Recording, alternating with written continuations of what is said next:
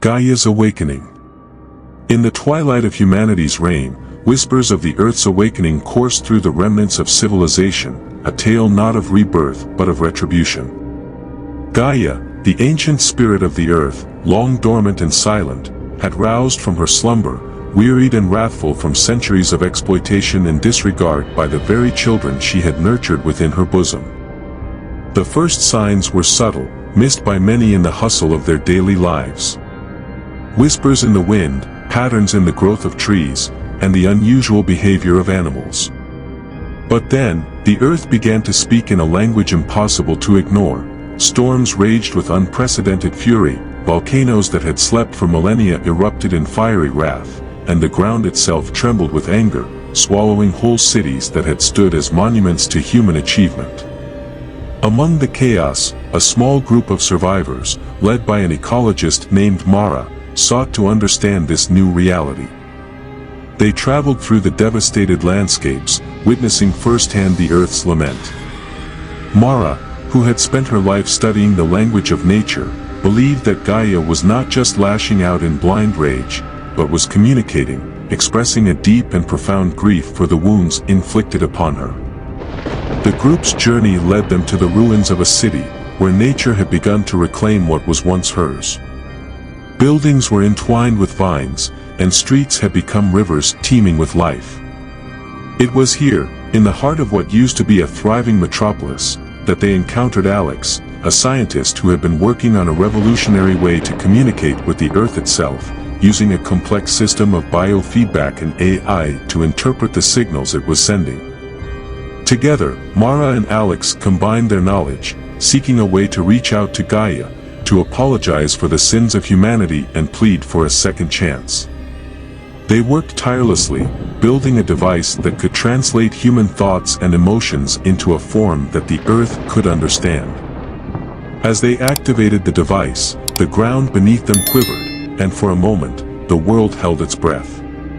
A connection was established, a fragile bridge between humanity and the consciousness of the planet. Through this link, they felt Gaia's immense sorrow, her pain, and her fury, but also her longing for harmony and balance. The group tried to convey their own feelings of remorse and their commitment to change, to live in a way that respected and honored the Earth. They spoke of the efforts to heal the damage done, of planting trees, restoring habitats, and abandoning the destructive ways of the past. For a time, the natural disasters seemed to lessen in intensity, and hope blossomed among the survivors that perhaps they had been forgiven, that humanity might be allowed to coexist with this new, conscious Earth. They spread the word, teaching others how to communicate with Gaia, fostering a new relationship built on respect and understanding. But as the months passed, the Earth's fury did not abate. Instead, it grew more focused, more deliberate.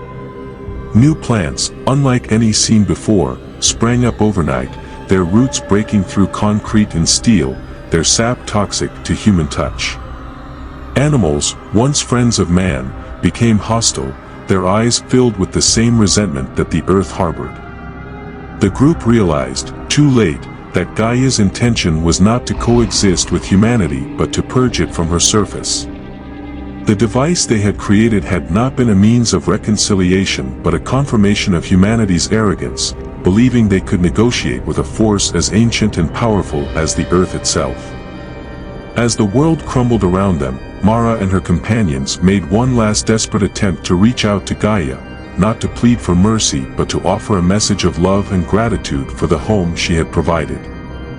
They accepted their fate, understanding that this was the end, not just for them but for all of humanity. The Earth's vengeance was complete, and silence fell over the land. Forests grew, untamed and wild, over the ruins of cities. The air cleared, the waters purified, and for the first time in millennia, Gaia breathed freely, her rage quelled by the absence of those who had wronged her. Mara, in a last desperate bid, returned to Gaia, standing amidst the tumultuous echoes of a world on the brink of collapse. With the weight of humanity's future pressing heavily on her shoulders, she reached out through the device, her voice a mixture of resolve and vulnerability. Gaia, can you hear me? It's Mara. I've dedicated my life to this moment, to bridge the gap between your consciousness and ours. The device hummed to life, and the air around it shimmered as if reality itself was bending. Then, a voice, ancient and powerful, yet imbued with a sorrow that seemed to echo the pain of the earth itself, responded. I hear you, child of humanity. Why do you reach out to me, after all that has been done? We've made mistakes, unforgivable ones. But there are those among us who recognize the pain we've caused you, who want to change, to heal the wounds we've inflicted upon you. Please, tell us how we can begin to make amends. For centuries, my cries were ignored.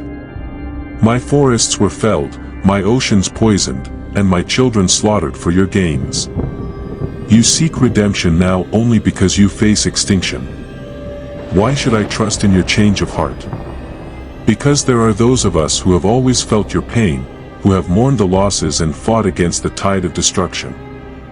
We are few, but our resolve is strong.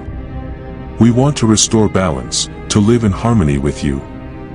We are ready to listen, to learn. Your words carry the weight of sincerity, Mara. But actions speak louder than words. My wrath was not born of a moment's anger but of eons of neglect and exploitation. To communicate and coexist with me, humanity must undergo a transformation unlike any before. We understand the gravity of our situation, and we are prepared to do whatever it takes. Tell us, Gaia, what must we do to begin this transformation? How can we prove our commitment to your healing and our survival? First, you must dismantle the structures of your own creation that perpetuate greed and destruction. Rebuild your societies on the foundations of respect for all life, understanding that you are but a strand in the web of existence. Only then can the healing process begin. It will be a monumental task, but I believe we can do it. We must. Will you guide us, Gaia? Can we count on your wisdom to lead us through this transformation? If you prove your intention through action, I will guide you. But be warned, Mara. The path to redemption is fraught with hardship. Many will resist, clinging to their old ways even as the world crumbles around them. Are you prepared to face the challenges ahead? We have no choice but to be ready. The survival of humanity and the restoration of your health are at stake. We will face whatever comes with determination and hope. Then let the awakening begin. But remember, Mara, the device you've created is but a crutch. True communication with me, and the understanding necessary to heal the rift between us, will require a deeper connection than technology can provide. You must open your hearts and minds to the essence of life itself. As the communication ended, the device went silent. Mara stood there, a mix of determination and fear in her eyes. She knew the road ahead would be perilous, but the chance to restore balance and harmony with Gaia, to save the planet and humanity, was worth any risk. The dialogue between Mara and Gaia was only the beginning of a long and uncertain journey towards redemption. Dare to venture into the unknown. Join us on a journey where shadows whisper and secrets lurk. Subscribe now and ring the bell to summon fresh mysteries directly to your screen every few days. Ignore this call, and be warned, an eternal curse awaits those who wander in the dark, unguided. Do you have the courage to face the unknown? Your adventure begins with a click. Welcome to the realm where every notification brings you closer to the abyss. Subscribe, if you dare.